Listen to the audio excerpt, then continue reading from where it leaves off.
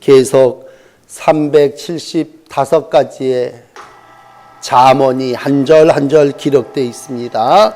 14장은 그 중에서 117번째부터 151번까지의 금언이 한 절 한 절 기록되어져 있습니다. 한 절 한 절을 다 말씀을 드릴 수 없죠. 그래서 오늘 14장에 보시면 평온한 마음은 육신의 생명이나 시기는 뼈를 썩게 한다 라고 하는 30절 말씀을 중심으로 여러분들에게 말씀을 드리도록 하겠습니다. 우선 평온하다는 건 평안하다고 하는 말하고 같아요. 그래서 제일 먼저 내 마음이 편안해야 되고 내 집이 편안해야 되고 내 나라가 편안해야 되고 또 이 세계가 편안해야 하나님이 원하시는 그러한 나라가 이루어지는 거죠. 그래서 오늘 14장에는 집에 대한 얘기를 하고 마음에 대한 얘기를 한다면 14장 1절을 보시면 지혜로운 여인은 자기 집을 세우되 미련한 여인은 자기 손으로 그것을 헌다. 그렇게 말씀하고 있습니다. 그러므로 가정의 평안은 여인에게 있는데 그 여인이 지혜롭냐 미련하냐 라고 하는 것에 따라서 그 집이 세워지냐 그 집이 헐어지냐 라고 하는 것이 나누어진다고 하는 것입니다.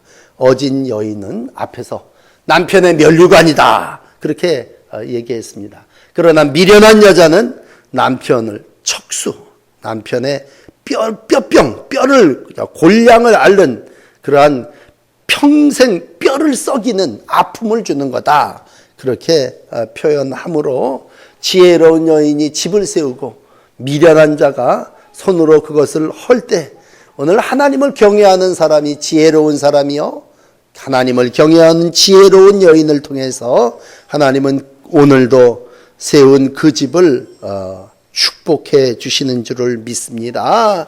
자, 그러한 세워가는 일들을 쭉 이루어 나갈 때 오늘 이제 30절에 와서 보시면 평온한 마음에 대해서 말씀하고 있습니다. 여러분 세상 길 가는 사람 다 붙잡고 물어보면 뭘 원합니까? 그럼 평화를 원합니다. 인류에게 있어서 가장 평안한 것이 무엇입니까? 그랬을 때 그건 에덴 동산입니다. 하나님이 원래 만드셨던 동산은 평화의 동산이에요.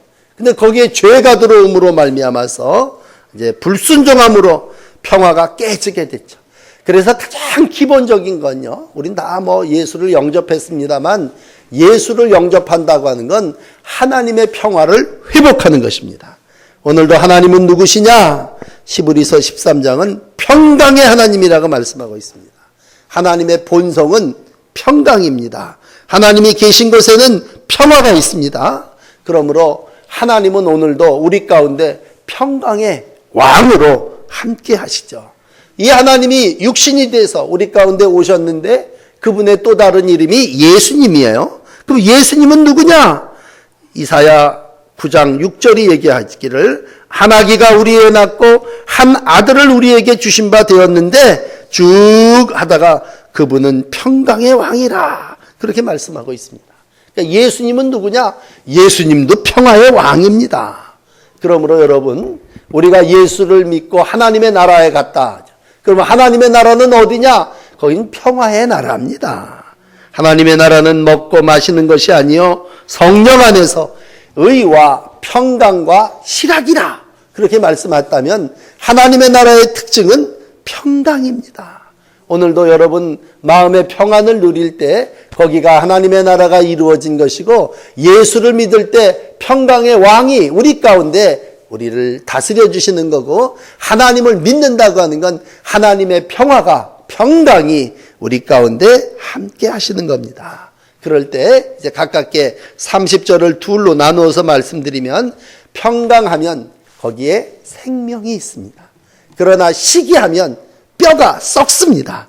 이걸 두 가지로 말씀을 드린다면 우선 마음에 평강하면 거기에 하나님이 계신 거예요. 평강하다. 이건 세상 다른 종교들도 다 같이 말씀을 하고 있습니다만 우리가 얘기를 하는 평강이라고 하는 말은 하나님이 우리 가운데 계시다 그런 말입니다. 그럴 때 화평이 우리 가운데 이루어지게 되고 오늘 다른 낮의 말씀으로 얘기하면 그러한 이에게 양약이 된다니요. 양약. 그래서 믿음 안에 하나님을 모시고 사는 사람은 뭐냐? 모든 일에 양약이 됐다고 할 때 그걸 먹음으로 고침을 받고 그이가 와서 나를 보수해주고 그것이 내 상처에 바르면 내 상처에 낫고, 그래서 화평이라고 하는 건 모든 세상의 마음의 병들을 치료하는 약이란 말이에요. 그러므로 화평은 생명이요, 화평은 사람을 살리는 영입니다. 오늘도 하나님과 더불어 이 화평을 이루시는 귀한 속도원들과 찬양하는 이들이 되시기를 바랍니다. 우리가 잘 아는 욥이라는 사람, 육신적으로 머리끝부터 발끝까지 전부 다 병들어서 어려움을 당했습니다. 그럴 때마다 욥이 하나님 앞에 기도했고 하나님과 올바른 관계를 맺었어요. 그래서 욥기 22장 1절을 보시면 21절에 이렇게 얘기해요. 욥기 22장 보면 너는 하나님과 화목하고 평안하라. 그리하면 복이 내게 임하리라. 그러니까 욥이라는 사람이 머리에서 발끝까지 욕창이 나고 모든 걸 잃어버렸을 때에 어디 가서 명약을 구해 다녔다. 뭐 의사를 찾아서 어디에 갔었다. 어느 곳에 가서 휴양을 했다. 그런 얘기가 기록된 게 아니에요. 욥은 그러한 고통, 병, 환난 가운데서 하나님과의 관계를 회복했다는 얘기죠. 그러므로 이 세상을 살아나가며 하나님으로 더불어 화평을 누리는 것이 믿음이요, 믿음으로 말미암아 의롭다함을 얻은 성도는 로마서 5장 1절이 이렇게 얘기를 해요. 믿음으로 의롭다함을 얻었은즉 예수로 말미암아 하나님과 화평을 누리자, 이렇게 얘기하고 있습니다. 오늘도 세상의 마음의 평안은 어디에서부터? 하나님께로부터 옴을 믿습니다. 두 번째 평안은 사람들하고의 관계입니다. 사람들하고 화평해야 마음이 평안한 거죠. 마음의 즐거움은 양약이라도 심령의 근심은 뼈를 마르게 한다고 얘기할 때 어떤 사람이 같이 살면 평안할 것 같은데 살아보니까 뼈가 마르더라. 그건 미련한 여인이 뼈를 망하게 한다면 오늘 잠언 17장 22절에 그렇게 얘기를 해요. 솔로몬이 마음의 즐거움은 양약이요 심령의 근심은 뼈를 마르게 한다.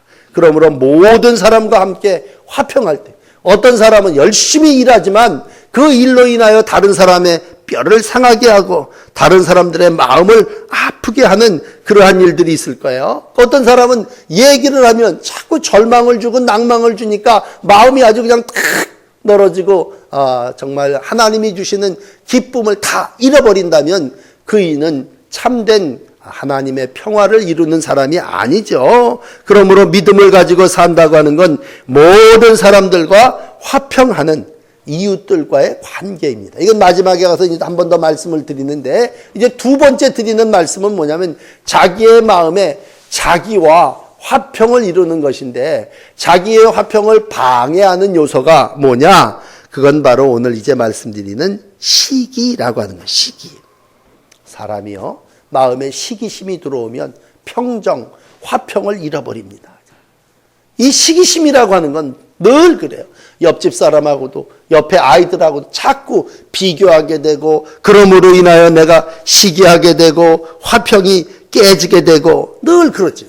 비교하지 않는 사람은 뭐예요? 더불어 함께 기뻐하고 노래하고 즐거움을 누리는 그러한 삶이죠. 그래서 우리는 옛날에 다 농사들 짓고 살았는데, 농사가 지면 소출을 이루어내고 농민들은 들판에서 노래를 부르고 풍악놀이를 하죠. 어떻게 보면 옛날 예수 믿기 전서부터 우리 민족은 늘 이웃과 더불어 화평하기를 원하는 삶을 살았고, 그러한 것들이 놀이를 통해서, 때로는 풍악을 통해서, 많은 여러 가지 방법을 통해서 그러한 지혜들을 얻었죠. 그러나 이 모든 것들 속에 오늘 우리에게 주시는 지혜의 잠언이 말씀하는 건 뭐냐? 그건 시기는 화평을 깨트린다고. 어떻게 보면요, 평화는 양약이라면 시기는 약으로 비교하면 독약입니다. 독약. 그래서 오늘 30절에 시기는 뼈의 썩음이니라.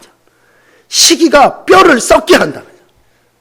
그러니까 여러분, 세상에 에이즈가 그 사람을 썩게 한다. 그렇게 얘기를 한다면 그래, 에이즈라고 하는 병이 그 사람의 몸뚱아리에 들어오면 그 사람을 썩게 해. 이해가 돼. 시기가 그 사람을 썩게 한다 그랬을 때 이게 좀 얼른 이해가 안 되죠. 그러나 시기는 독 중에 독입니다. 자, 여러분 처음 세상으로 돌아가서 에덴 동산이 평화의 동산이라고 그랬어요.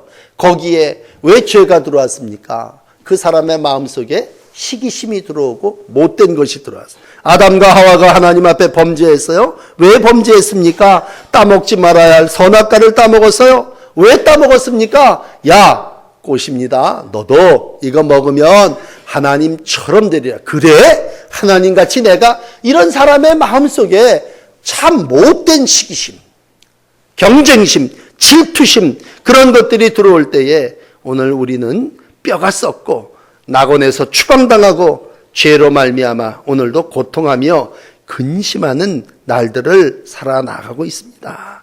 오늘 믿음을 가지고 산다고 하는 건 내 자신의 평화를 이루어 나가는 것이요, 그건 다시 하나님으로부터 주시는 마음을 얻는 건데, 하나님은 오늘 시기는 뼈를 썩게 한다고 할 때 우리가 몰아내야 될 우리의 마음은 시기심입니다. 시기심. 낮에도 잠깐 했지만 형제가 잘 살면 되는데 하나님 앞에 예배를 드리고 제물을 드릴 때 하나님이 어떤 건 받으셨다면 그러면 내 제물을 안 받더라도 정말 받았구나 같이 감사하고 박수치면 되는데 뭐예요? 시기로 동생 아벨을 죽여버립니다. 그 시기심이 그만큼 뼈를 썩게 하는 정도가 아니라 독이 되고 우리를 멸망으로 인도해낸다면 오늘 마음의 평화는 시기를 물리침으로 하나님께서 우리 가운데 평강으로 인도해 주시는 줄을 믿습니다. 마지막 우리가 이 땅을 살아나가며 정말 마음의 평화를 누리는 것 이상으로 모든 사람과 더불어 평화를 누리려면 어떻게 해야 되느냐, 한 절 내려가셔서 오늘 31절은 이렇게 얘기하고 있습니다. 가난한 사람을 학대하는 자는 그를 지으신 이를 멸시하는 거요, 궁핍한 자를 불쌍히 여기는 자는 주를 공경하는 자이니라. 그러므로 이웃과 화평해야 마음이 평안함을 알려주시고 있습니다. 우리가 참 평화한다고 하는 얘기는요, 물론 시기를 내쫓아서 내 마음도 평안해야 되고 하나님을 잘 믿어서 내가 화평을 누리며 살아나가야도 되지만 오늘 우리는 누구와 삽니까? 가정에 많은 가족들이 있고 교회 안에 성도들이 있고 이 사회 직장에 나가면 많은 동료와 이웃들이 있습니다. 하나님은 오늘도 이웃과의 관계가 화평하기를 원합니다. 그러면 목사님, 화평하려면 어떻게 해야 됩니까?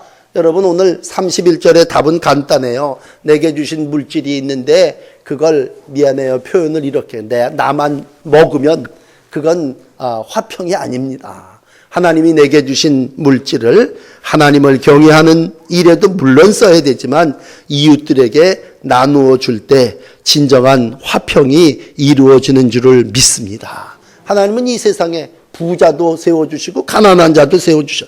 여러분 살다 보면요, 이 세상에 가난한 자도 있고 부자도 있어요.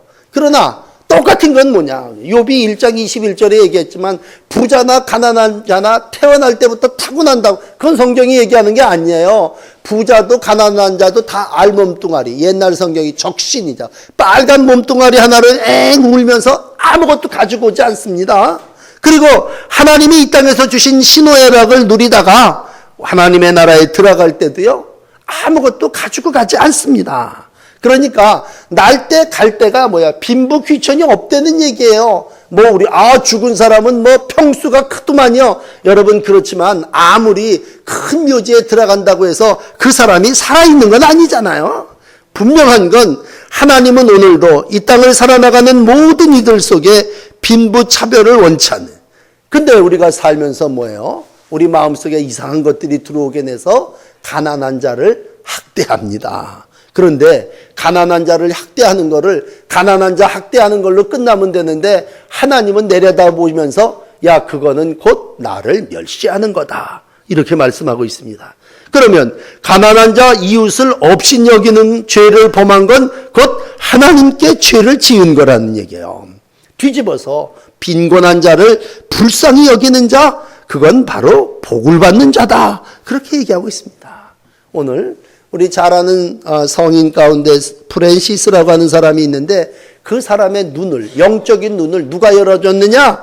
가난한 자가 열어줬다 그래요. 그래서 그가 가난한 사람을 보면서 사랑해야지, 더 나누어 줘야지, 그런 마음을 가질 때 하나님께서 그의 영적인 삶도 축복해 주셨다고 해요. 여러분, 이 땅을 살면서 마음이 평안함, 거기에서 하나 더 나가면 이웃과 화평함, 이것이 하나님이 우리에게 주시는 지혜로운 삶이라면 내게 주신 재능, 달란트, 또 때로는 물질, 때로는 시간, 이런 것들을 가난한 자, 이웃들을 위해서 섬기고 베푸고 나누며 생명을 살리는 일을 할 때에 이 땅에 하나님의 진정한 평화가 이웃들 속에 이루어지게 될 줄을 믿습니다. 그러나 뒤집어서 이제 정리하면요, 집에 지혜로운 여인은 그렇게 해서 집을 세우지만 미련한 여인은 집을 그래서 헐어버린단 말이에요. 우리 인간의 마음에 미움과 분노가 들어와서 시기가 꽉 차 있으면 오늘도 내 몸이 병들죠. 그런 사람은 감사도 없어요. 그런 사람은 웃음도 없어요. 그러한 사람의 숨겨진 분노는 결국은 인간의 뼈를 마르게 한다는 얘기죠.